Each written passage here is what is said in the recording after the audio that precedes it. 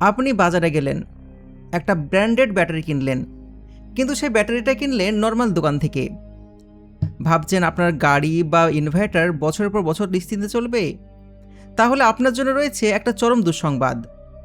আজ আমরা আপনাদের এমন একটা ভয়ঙ্কর সত্য জানাবো, যা জানার পর আপনার পায়ের তলার মাটি সরে যাবে। কারণ আপনি যে চকচকে মোড়কে ব্র্যান্ডেড ব্যাটারিটা অরিজিনালভাবে কিনেছেন, সেটি হয়তো আদৌ অরিজিনাল নয়। পাকিস্তানের এই ব্যাটারিগুলো উৎপাদন খরচ তুলনামূলকভাবে অনেক কম, আর ঠিক এই সুযোগটাকে কাজে লাগায় এক অসাধু শ্রেণীর ব্যবসায়ী। আন্তর্জাতিক নামি দামি ব্র্যান্ডের ব্যাটারির হুবহু নকল বা ফার্স্ট কপি হিসাবে এগুলোকে বাজারে ছাড়া হয়। আমাদের দেশে লোকাল মার্কেটে এই নকল ব্যাটারিগুলোই আসলের বদলে অনেক বেশি বিক্রি হচ্ছে। কিন্তু কিভাবে তৈরি হয় এই ফার্স্ট কপি ব্যাটারি, আর কেনই বা এগুলো 2-3 বছরের বেশি টেকে না? চলুন আজ আপনাদেরকে নিয়ে যাই পাকিস্তানের সেই ব্যাটারি কারখানাগুলোতে, আর ভেতর থেকে দেখাই যে এখানে কিভাবে তৈরি করা হয় এই দামি দামি ব্র্যান্ডের ব্যাটারিগুলো। আমাদের প্রতিদিনের জীবনে গাড়ি, সোলার প্যানেল, ইউপিএস বা অন্যান্য ভারী যন্ত্রপাতি চালানোর জন্য ব্যাটারি একটা অপরিহার্য অংশ। কিন্তু পাকিস্তানে কিছু লোকাল কারখানা রয়েছে, যেখানে খুবই কম খরচে বিশ্বের সবচেয়ে উন্নত মানের ব্যাটারিগুলোর বদলে আলাদা করে ব্যাটারি তৈরি করা হয়। আমাদের দেশে লোকাল ব্যাটারিগুলো পাওয়া যায়, তবে তার বেশিরভাগই আসে পাকিস্তান থেকে। জানলে অবাক হবেন, পাকিস্তানের এই ফ্যাক্টরিগুলো বাইরে থেকে দেখতে ছোট মনে হলেও এরা পৃথিবীর প্রায় 35টি দেশে তাদের তৈরি করা এই ব্যাটারিগুলো রপ্তানি করে থাকে, যেগুলোর দাম তুলনামূলকভাবে অনেক কম হয়। পাকিস্তানে মূলত সীসা বা লেড অ্যাসিড লিকুইড সেলে ব্যাটারি বেশি বানানো হয়, কারণ এই ব্যাটারিগুলো তুলনামূলকভাবে অনেক বেশি টেকসই হয়, খুব সহজে রিচার্জ করা যায়, এবং ট্রাক বা বাসের মতন বড় বড় যানবাহনের জন্য এগুলো সবচেয়ে বেশি বিক্রি হয়। দেশটির বিভিন্ন শিল্পাঞ্চলে এমন অনেক কারখানা রয়েছে, যেখানে প্রতিদিন হাজার হাজার ব্যাটারি তৈরি করা হচ্ছে। বাইরে থেকে দেখে এই কারখানাগুলো খুব সাধারণ মনে হলেও ভেতরে ঢুকলে দেখা যায় সম্পূর্ণ একটা ভিন্ন জগৎ। এই ব্যাটারি তৈরির প্রথম ধাপ শুরু হয় সীসা বা লেড দিয়ে। বড় বড় সীসার ব্লক সবপ্রথমে বিশাল একটা চুল্লিতে গলানো হয়। এই চুল্লিগুলো তাপমাত্রা এতটাই বেশি থাকে যে অত্যন্ত শক্ত ধাতুও মুহূর্তের মধ্যে গলে তরলে পরিণত হয়। এরপর সে গলিত সীসা বিশেষ ছাঁচে ঢালা হয়। এই ছাঁচ থেকে মূলত তৈরি করা হয় ব্যাটারির ভেতরে প্লেট। একটা ব্যাটারির পুরো শক্তি মূলত এই প্লেটের উপর নির্ভর করে। প্লেট যত উন্নত হবে, ব্যাটারিও তত বেশি শক্তিশালী এবং দীর্ঘস্থায়ী হবে। এরপর শুরু হয় আরও একটা গুরুত্বপূর্ণ ধাপ। সিসার প্লেটের উপরে বিশেষ এক ধরনের কেমিক্যাল পেস্ট লাগানো হয়। এই পেস্ট সাধারণ লেড অক্সাইড, সালফিউরিক অ্যাসিড এবং আরও কিছু রাসায়নিক উপাদান মিশিয়ে তৈরি করা হয়। এই অংশটাই আসলে ব্যাটারির ভেতরে বিদ্যুৎ সংরক্ষণ এবং উৎপাদনের মূল কাজ করে থাকে।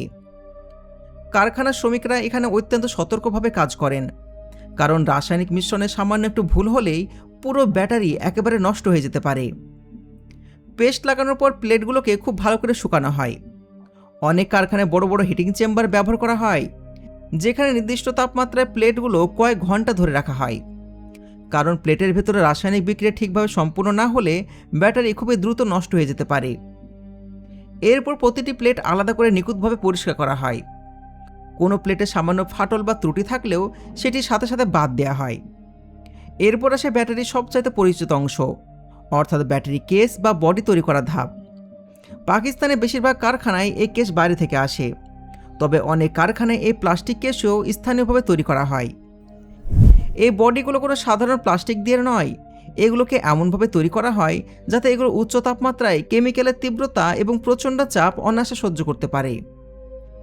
কারণ ব্যাটারির ভেতরে সবসময় রাসায়নিক বিক্রিয়া চলতে থাকে, যা সাধারণ প্লাস্টিক গলিয়ে ফেলতে পারে।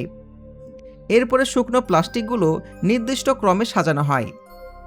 পজিটিভ এবং নেগেটিভ প্লেট একটার উপর একটা বসানো হয় এবং মাঝখানে বিশেষ সেপারেটর লাগানো হয়, যাতে তারা একে অপরের সাথে সরাসরি স্পর্শ না করতে পারে। কারণ প্লেটগুলো যদি কোনোভাবে একে অপরকে স্পর্শ করে ফেলে, তাহলে শর্ট সার্কিট হয়ে পুরো ব্যাটারির সাথে সাথে নষ্ট হয়ে যেতে পারে।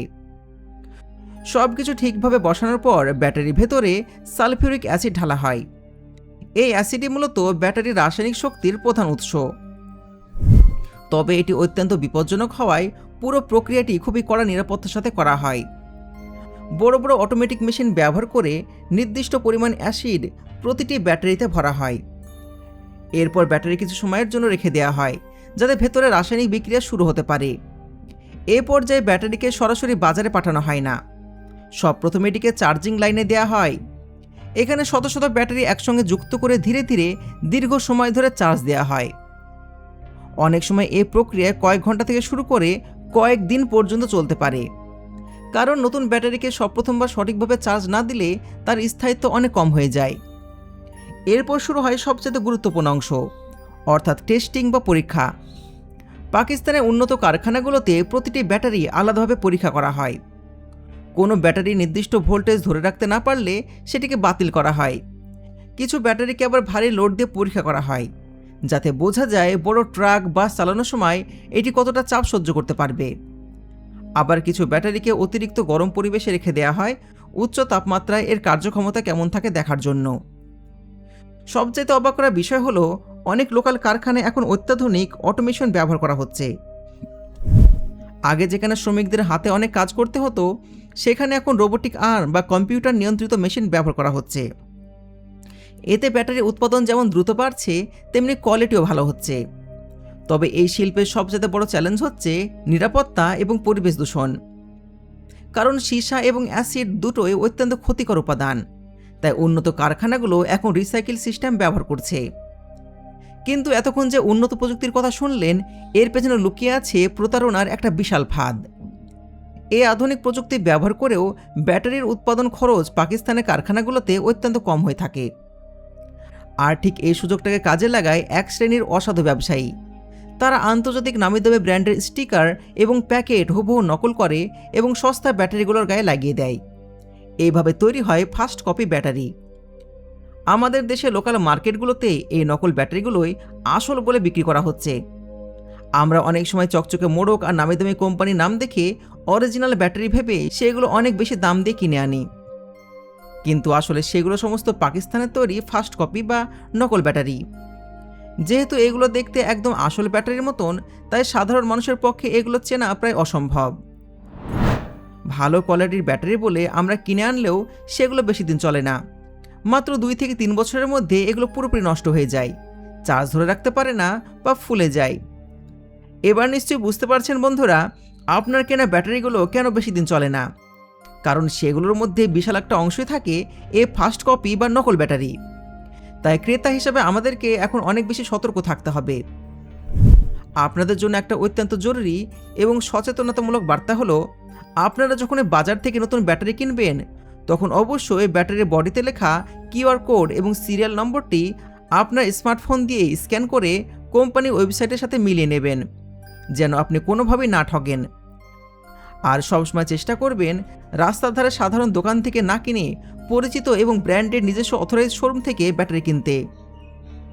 কারণ সাধারণ লোকাল দোকানদাররা এই সমস্ত নকল ব্যাটারি আমাদের কাছে অনেক বেশি টাকা বিক্রি করে এবং প্রচুর লাভ করে, আর অরিজিনাল বলে পাকিস্তানের এই ফার্স্ট কপি নকল ব্যাটারি আমাদেরকে ধরিয়ে দেয়। আপনার কষ্টের টাকা যেন কোনো প্রতারকের পকেটে না যায়, সেই দিকে খেয়াল রাখাটাই আপনার দায়িত্ব। একটু সচেতনতায় পারে আপনাকে এই বিশাল নকল ব্যাটারি বাজার থেকে সুরক্ষিত রাখতে।